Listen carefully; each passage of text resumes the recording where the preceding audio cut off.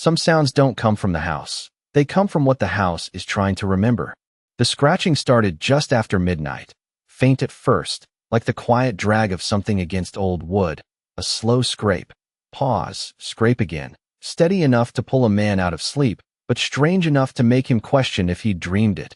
Ethan Cole lay still in the narrow bed, eyes open in the dark, listening as the sound came again, clearer this time, coming from somewhere beneath him, and then he heard the soft exhale of his dog, not asleep, not relaxed, but alert, watching, waiting. Rex stood at the far corner of the room, his broad frame outlined by the pale blue glow slipping through the curtains, ears high, body rigid, one paw pressed firmly against the floorboards as if holding something in place. The scratching came again, but it wasn't random. It had rhythm, a pattern that repeated itself with quiet intention. Ethan pushed himself up slowly, the old mattress creaking beneath his weight, and for a moment he didn't move, because there was something about the way Rex was standing, something familiar, something that stirred a memory he hadn't visited in years, the same posture, the same stillness, the same quiet warning he had seen in the field when the dog sensed something buried that shouldn't be disturbed. Rex, he murmured, voice low, steady, but the dog didn't turn, didn't break his focus. Instead, he scratched again, harder this time, claws catching the grain of the wood with a sharper sound that echoed faintly through the empty house. Ethan swung his legs over the side of the bed, boots hitting the cold floor, and the chill moved up through his bones like a reminder that this place, this old house he had bought for less than a used pickup, wasn't just empty. It was holding something. The air felt different now, thinner, almost as if the room itself had been waiting for him to wake up and notice. He crossed the room slowly, each step measured, the floorboards creaking in protest beneath his weight, and as he got closer, he began to hear it. Not just the scratching, but something beneath it, something softer, a faint hollow echo that didn't belong to solid ground. Rex let out a low sound, not quite a growl, not fear, but recognition, and then he scratched again, the same spot, the same motion, as if he had already decided that whatever was down there needed to be found. Ethan knelt beside him, placing his palm flat against the wood, and for a moment there was nothing, just the rough texture beneath his skin, but then he felt it, a subtle shift, a faint vibration that pulsed once and disappeared, so light it could have been mistaken for imagination. But Ethan had learned long ago not to ignore things that felt almost invisible. He pressed his hand down harder, holding it there, waiting, and then it came again, the same quiet pulse, steady, deliberate, like something deep below the house was breathing in slow, patient intervals. He exhaled slowly, eyes narrowing as the past brushed against the edges of his thoughts, nights spent listening for signs beneath rubble, moments when silence wasn't empty but full of something unseen. Rex lowered his head closer to the floor, ears tilting forward, listening in a way humans no longer knew how to listen, and then, without hesitation, he began to scratch again, faster now, more urgent, the sound filling the room, breaking the stillness that had settled over the house for years. Ethan didn't stop him, didn't pull him away, because something in that moment felt certain, like a door that had already decided to open, and all they were doing was catching up to it. "All right, boy," he whispered, voice quieter now, almost respectful. "Let's see what you found." The first board did not give way easily. It resisted like it had been holding its place for decades, but time had weakened it in quiet ways. And with each careful pull of Ethan's fingers and each insistent scrape of Rex's claws, the wood began to loosen, small splinters rising along the grain as a thin line opened between the planks. The air that slipped through was colder than the rest of the room, not just in temperature, but in feeling, carrying with it a faint metallic scent, like old tools, left too long in damp silence. Ethan paused, his hand hovering over the gap as he felt that same subtle vibration again, steady and patient, and this time he did not question it. He reached for the small crowbar from his pack, the one he kept more out of habit than need, and slid it into the seam, applying slow pressure until the nail heads groaned and lifted, the sound echoing deeper than it should have, as if the space beneath the floor was larger than the room above could explain. Rex stepped back just enough to give him space, but did not look away, his eyes fixed on the opening, bright and focused, as though he had been waiting for this exact moment. The board finally cracked free with a dull pop, and Ethan set it aside, revealing a narrow cavity below. Darkness pooled inside it, thick and unmoving. He leaned closer, peering down, expecting to see dirt or maybe old piping. But what he found instead was emptiness, a hollow space that dropped further than his arm could reach. The edges of the opening were clean, too clean to be natural, and along the inside, he could just make out the faint outline of something metallic, a surface that caught what little light there was and sent it back in a dull reflection. Rex let out a soft whine and shifted his weight, then tapped the floor once with his paw beside the opening, not scratching now, but pointing, guiding.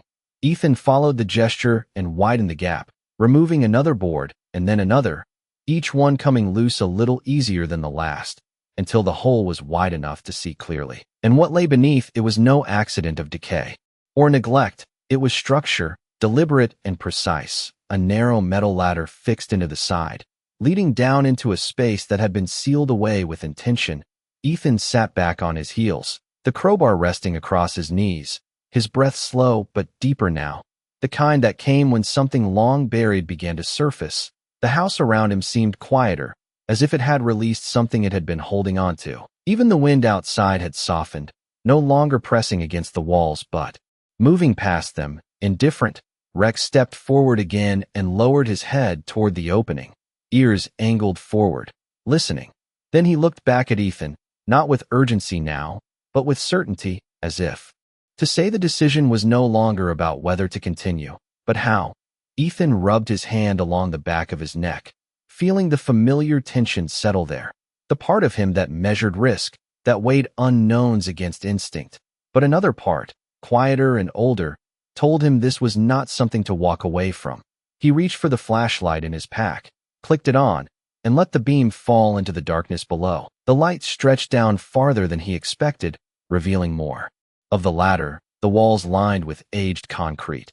And at the bottom, just at the edge of visibility, the outline of a floor, flat and intact, not collapsed, not ruined, waiting. The beam flickered slightly as his hand adjusted, and for a brief second, something down there reflected back, not movement, not life, but presence, like an object placed with purpose. Ethan swallowed once, steadying himself, then glanced at Rex, who had already shifted closer to the edge, ready, loyal as ever. Easy, Ethan said quietly, though his voice carried more resolve than hesitation now. We go slow. And with that, he moved the flashlight to his left hand and reached for the first rung of the ladder, the metal cool beneath his grip, grounding, real. And as he lowered his weight toward the opening, the house above remained still, but something below seemed to awaken, not with sound, but with the quiet feeling that it had been waiting for someone exactly like him to finally come down and listen. The ladder held firm beneath Ethan's weight, each rung cold and slightly worn as if it had been used many years ago and then forgotten without warning. He moved carefully, one step at a time, the beam of his flashlight cutting a narrow path through the darkness as the space above slowly disappeared, the opening in the floor shrinking into a dim square of pale light until it became nothing more than a distant outline. Rex followed without hesitation, descending behind him with a quiet confidence that made no sound beyond the soft shift of his paws against metal. The air grew cooler with each foot down, settling into a stillness that felt untouched, as if time had paused here and never resumed. When Ethan's boots finally reached the bottom, the sound echoed gently across the enclosed space, not hollow, but contained, structured. He stepped off the ladder and turned slowly, raising the flashlight to take in what surrounded him. The room was larger than he expected, roughly 15 feet across, with concrete walls that bore the faint marks of tools and hands that had shaped them long ago. There was no dust cloud rising, no debris scattered across the floor. Instead, everything felt preserved, quiet, waiting. A single wooden table stood near the far wall, its surface worn but intact, and beside it a metal cabinet, closed, its handle catching the light with a dull reflection. Rex stepped off the ladder and moved ahead, his posture no longer tense but focused, as if he recognized this place in a way Ethan could not. The dog paused near the center of the room and lowered his head, sniffing the ground, then lifted his gaze toward the table, his ears tilting forward, Ethan followed slowly. Each step measured, his instincts alert but not alarmed. There was no sense of danger here, only presence, like stepping into a memory that did not belong to him, yet felt strangely familiar. The faint vibration he had felt upstairs was gone now, replaced by a steady silence that seemed to listen in return. He reached the table and ran his hand along its edge. The wood smooth in some places, rough in others, as if it had been used often, and then left exactly as it was. On top of it rested a small object, something he had not noticed from above, a leather-bound journal, its cover aged but not decayed, the edges worn from handling. He hesitated for a moment before touching it, not out of fear, but out of respect, like opening something that had been meant for someone else. Rex sat beside him, calm now, his breathing slow, his presence steady.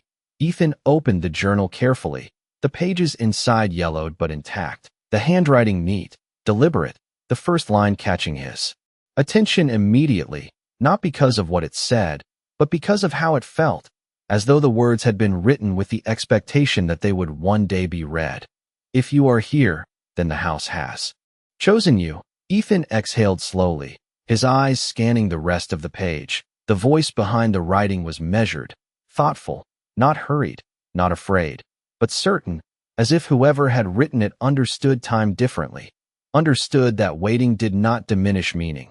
The entries spoke of the house above, of its construction, of the land it stood on, but also of something deeper, something beneath even this room, something that could not be explained in simple terms. Ethan felt a subtle shift in the air as he turned the page, not a movement, but a change in weight, like the room itself was acknowledging his presence. Rex lifted his head slightly, ears flicking once, then settling again. Calm, aware, Ethan closed the journal halfway and looked around once more, taking in the details he had missed at first glance. The cabinet against the wall, the faint outline of another door partially concealed behind it, the way the concrete floor sloped almost imperceptibly toward that direction, guiding attention without force. He stepped toward it slowly, the flashlight beam revealing more of the hidden edge, and for the first time since entering, he felt it again, not the vibration from before, but something quieter, deeper, like a second layer of silence waiting just beyond reach. And in that moment, Ethan understood something he could not yet explain. This was not the end of what Rex had found. It was only the beginning. The cabinet did not look important at first glance, just another piece of metal left behind in a room that had already given up one secret. But the way the floor beneath it dipped ever so slightly told a different story, a quiet invitation that did not demand attention but rewarded those who noticed. Ethan approached slowly, the beam of his flashlight steady as it traced along the edges, revealing scratches near the base that were not random. They formed shallow arcs, as if something had been moved back and forth over time, not recently, but often enough to leave a memory in the concrete. Rex stepped beside him and lowered his nose to the ground, inhaling deeply, then lifting his head toward the cabinet with a soft exhale, not urgent, not alarmed, but certain. Ethan set the journal gently on the table behind him and reached for the handle. The metal cooled beneath his fingers. He hesitated for a brief moment, not out of fear, but because he understood that whatever came next would not simply be another object or another room. It would be intention, layered upon intention. He pulled, and the cabinet opened with a low creak that echoed softly through the chamber. Inside were shelves, neatly arranged, not cluttered, not abandoned. A few tools rested there, old but maintained, a small oil lantern, a coil of rope, and beneath them, something that did not belong to storage at all, a narrow lever built into the back panel, partially concealed but unmistakably deliberate. Ethan leaned closer, studying the mechanism. It was simple, almost too simple, the kind of design meant to be used without explanation. His fingers hovered over it as Rex shifted his weight, stepping back slightly, giving space, as if even he understood that this moment required choice, not instinct. Ethan glanced once more around the room, the stillness unchanged, the silence deeper now, as though it was listening for what he would do next. Then he placed his hand on the lever and pressed downward. The response was immediate, not loud, but undeniable, a low internal movement beneath the floor, like stone adjusting against stone. The cabinet trembled slightly before settling, And then, just beyond it, the outline Ethan had noticed earlier began to separate. From the wall, a seam widening slowly to reveal a hidden door, its edges lined with aged metal, its surface blending so perfectly with the concrete that it had remained invisible until now.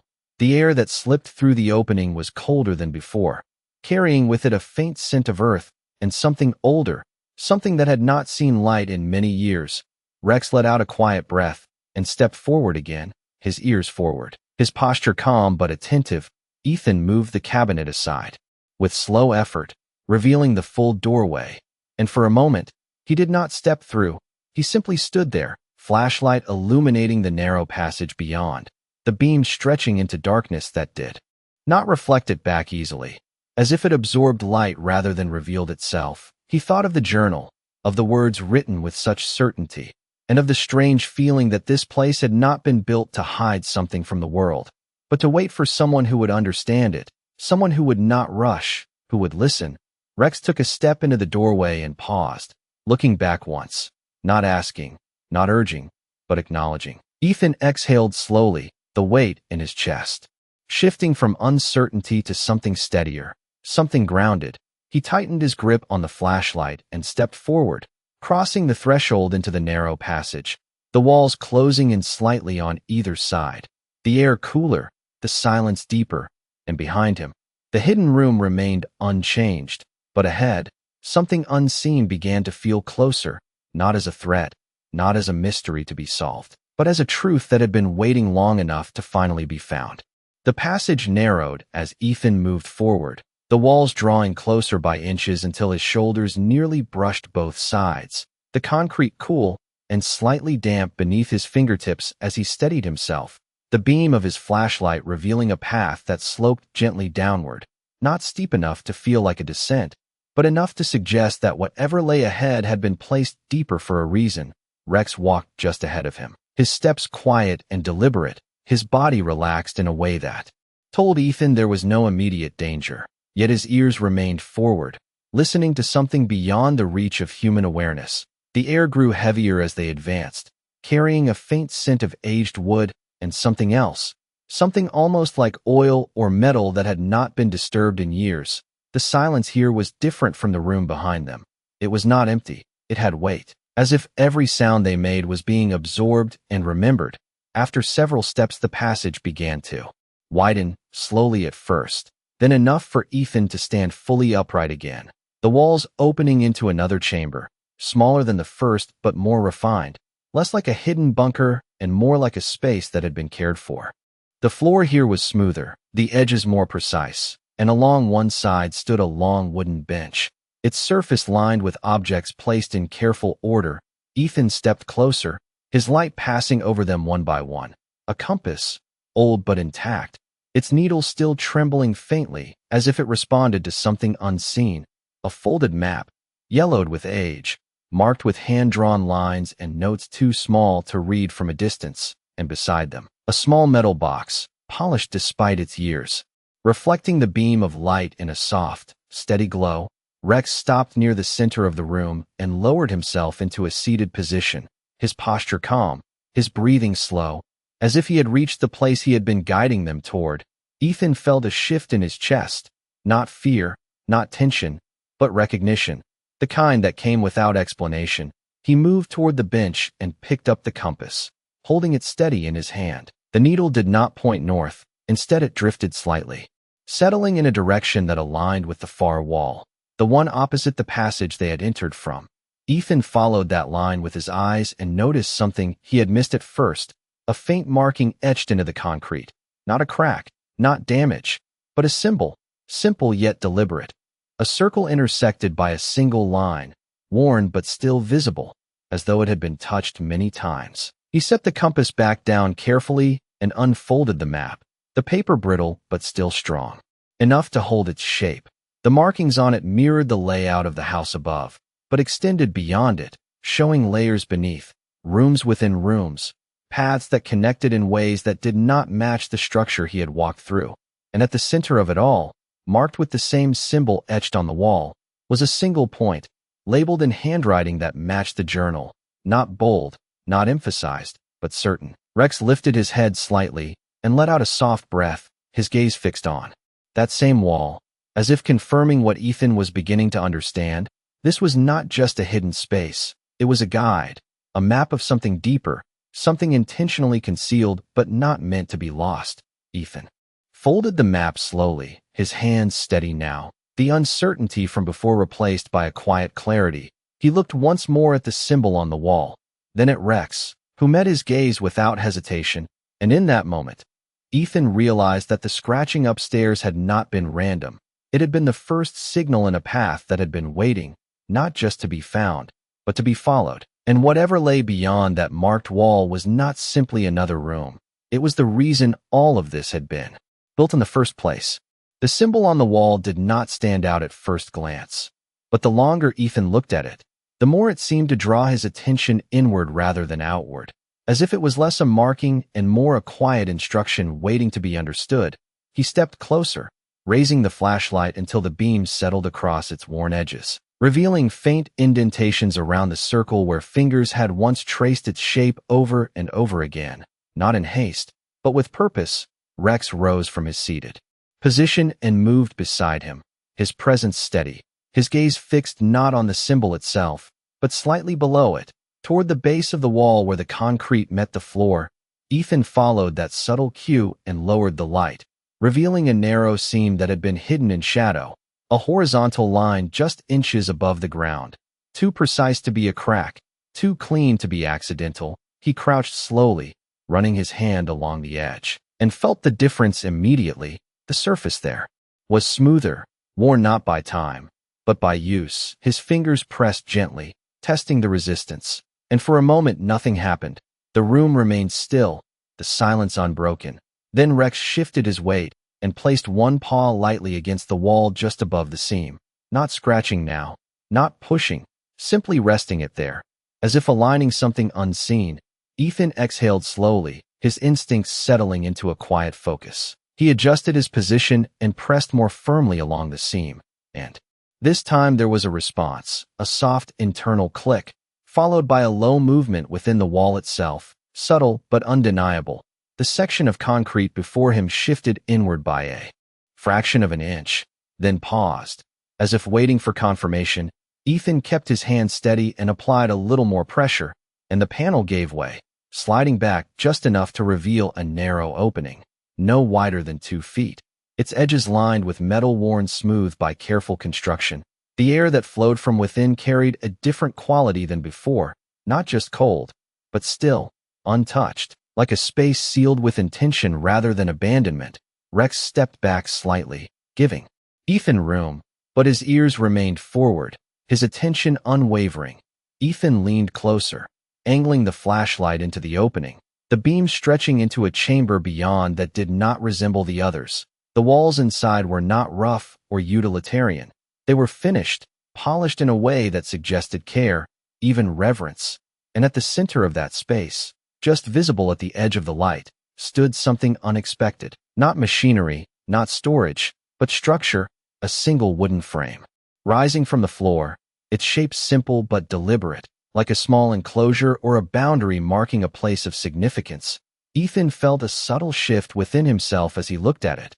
Not fear, not tension, but a quiet recognition that whatever this place was, it had not been built to hide from the world. It had been built to preserve something meant to be found at the right time. He moved the light slowly across the frame, revealing a flat surface within it, and resting on that surface was an object covered by a cloth, the fabric aged but intact, its edges undisturbed, as though it had been placed there and left exactly as intended.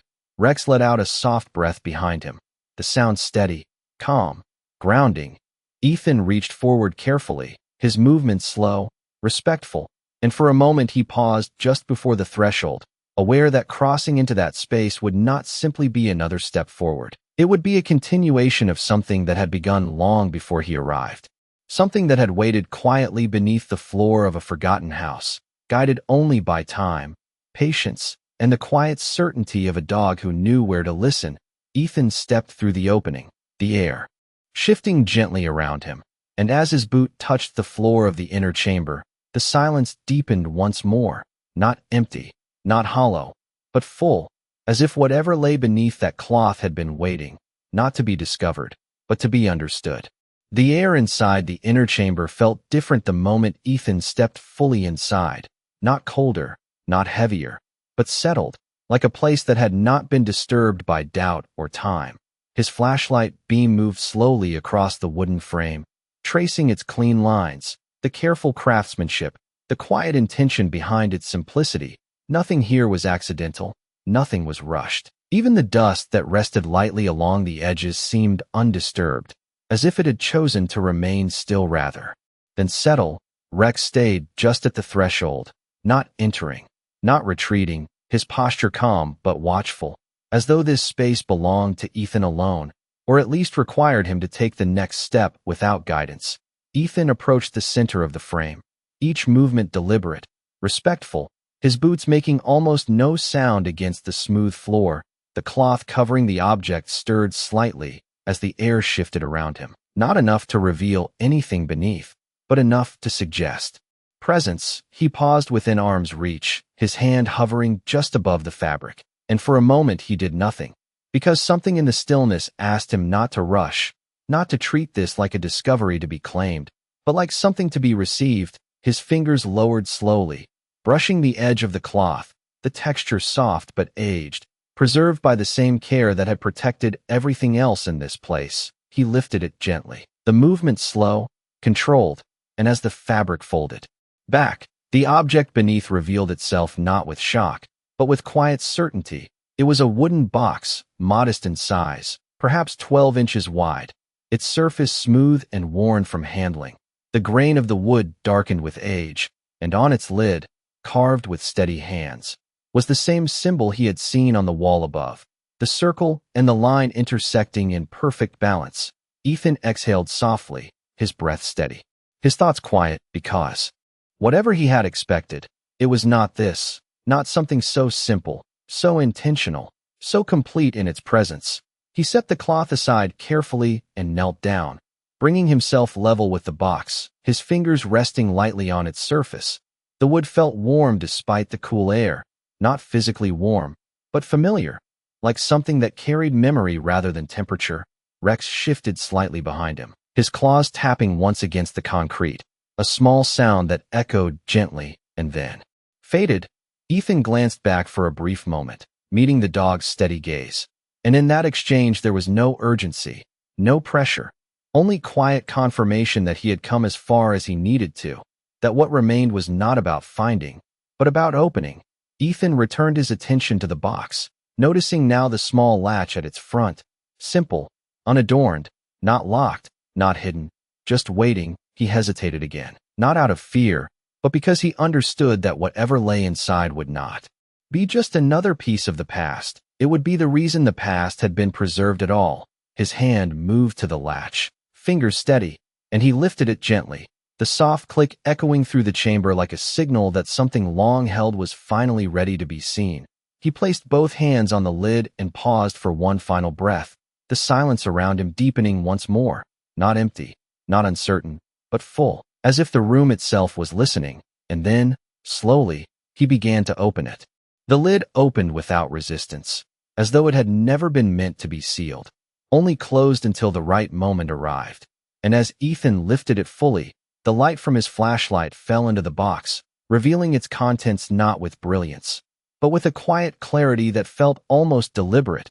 Inside there was no gold, no stacks of money, no artifacts of obvious value. Instead there rested a collection of items arranged with care, each one placed with intention rather than display. The first thing he noticed was a folded letter, its paper thick and aged but preserved, sealed once, but now gently opened as if it had been read and returned many times. Beside it lay a small metal tag, worn smooth along the edges, its surface engraved with a name that had faded just enough to require attention, and next to that, a photograph, black and white, its corners slightly curled, showing a man standing beside a German shepherd, both facing the camera with a calm, steady presence that felt familiar in a way Ethan could not immediately explain. He picked up the photograph first, holding it closer to the light. The man in it was not young, not old, but carried the same quiet weight in his Posture that Ethan had seen in the mirror more times than he cared to remember. The dog beside him stood alert, ears high, eyes focused, not unlike Rex. There was no date written, no location, just the image itself. As if it did not need context to be understood, Ethan set it back down carefully and reached for the metal tag, turning it slowly between his fingers until the engraved letters caught the light clearly enough to read. The name was simple, strong, unmistakably personal, and beneath it, a set of coordinates, precise and deliberate. Not random numbers, but a location meant to be found. He felt a subtle tightening in his chest as the realization settled in. This was not just a memory. It was direction. He placed the tag back and unfolded the letter, the paper opening with a soft sound that seemed louder in the stillness of the chamber. The handwriting matched the journal, steady, measured, written by someone who understood the value of patience. Ethan's eyes moved across the first lines, and the words did not rush to explain themselves. They settled, each sentence placed with care. If you are reading this, then you did not arrive here by accident, and neither did the one who brought you. Ethan paused, his gaze shifting briefly toward the doorway where Rex remained, watching quietly. Then he returned to the letter, reading on. The message spoke not of secrets to be hidden, but of truths that required the right person to understand them. It spoke of the house, of the layers beneath it, and of the decision to build something that would not be discovered by chance, but by instinct, by loyalty, by something beyond logic. Ethan's grip on the letter steadied as he reached the final lines, the words softer, but no less certain. The value of what you hold is not in what it gives you, but in what it asks of you next. He lowered the letter slowly, the meaning settling deeper than any object could. This was not an inheritance in the way most would expect. It was a continuation, a path that extended beyond the room, beyond the house, guided by the coordinates, by the symbol, by the same quiet pattern that had led him here. Rex stepped forward then, just one step, into the chamber, his presence calm, grounded, as if acknowledging that the purpose of the journey had changed. Ethan looked once more at the contents of the box, at the photograph, the tag, the letter, and understood that nothing here had been left behind. It had been placed ahead, waiting not for discovery, but for someone willing to follow where it led. The chamber remained still long after Ethan lowered the letter back into the box, as if the space itself understood that something had shifted, not in the walls or the air, but within him. He sat there for a moment, not rushing to move, not reaching for anything else, simply allowing the weight of what he had found to settle in its own time. Rex stepped fully into the room now, his paws quiet against the smooth floor, his presence steady as he moved to Ethan's side and sat beside him without a sound, the dog's breathing slow and even, a grounding rhythm that pulled Ethan back from the edges of thought and into something more certain, more real. Ethan placed the lid gently back over the box, but did not close it completely, leaving it slightly open as if acknowledging that its purpose had already been fulfilled. He picked up the metal tag once more, running his thumb across the engraved coordinates, feeling the grooves as though they carried more than direction, as though they carried intention. And for the first time since arriving at the house, he felt something shift inside him that was not tied to memory or survival, but to possibility. He stood slowly, the motion unhurried, and looked around the chamber one last time, taking in the details not as clues to be solved, but as parts of something complete, something that had waited patiently without demanding to be found. Rex rose with him, stretching once before stepping back toward the doorway, glancing over his shoulder as if to confirm that Ethan was ready. And this time, Ethan did not hesitate. He turned and followed, moving back through the narrow passage, the walls no longer pressing in but guiding him forward, the space behind him quiet and unchanged, yet no longer distant, as if it would remain with him no matter how far he traveled. When they reached the first chamber, Ethan paused briefly at the table, picking up the journal and holding it in his hand, not as a mystery to unravel, but as a voice that had already spoken clearly enough. He placed it back where it had been, understanding that not everything needed to be taken to be carried forward. The climb up the ladder felt different this time, each rung familiar, each step lighter, and when he emerged back into the house above, the air felt warmer, not because the temperature had changed, but because something within him had. The room looked the same as before, the broken boards, the quiet corners, the faint outline of the night beyond the windows. Yet it no longer felt empty. It felt like a beginning rather than an ending. Rex stepped out onto the floor and turned in a slow circle before settling near the spot where he had first begun to scratch. His body relaxed now, his purpose complete. Ethan stood there for a moment, the metal tag resting in his hand, the coordinates clear in his mind, and he understood that whatever lay ahead was not something he had been forced into. It was something he had been invited to continue. He crossed the room and gathered his things, moving with a calm that had been absent before, not driven by urgency, but by quiet intention. As he reached the door, he paused once more, looking back at the floor, at the opening that had revealed everything beneath it, and for a brief moment, the house seemed to hold its breath, not asking him to stay, not urging him to go, simply acknowledging that its role had been fulfilled. Ethan stepped outside into the cool night air, the sky wide and open above him, the faint outline of distant trees standing still against the horizon. Rex moved beside him, close, steady, as always, and together they stood there in silence, not searching, not questioning, but understanding in a way that did not need words, because sometimes what is meant for you is not hidden to keep it away. It is hidden to make sure it finds you when you are finally ready to follow where it leads.